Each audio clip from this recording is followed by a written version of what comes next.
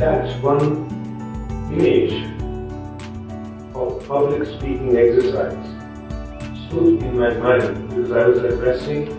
And you will not be grown up in your 20s.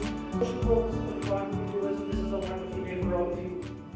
A very important event which is going to be organized in Jammu and Kashmir in the last week of May.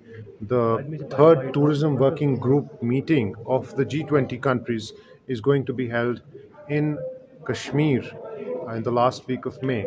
As a prelude to that and as some kind of a participatory exercise where students from various schools, colleges and especially universities are being involved today in a model G20 summit to give these bright young minds a taste of how things operate on a global platform.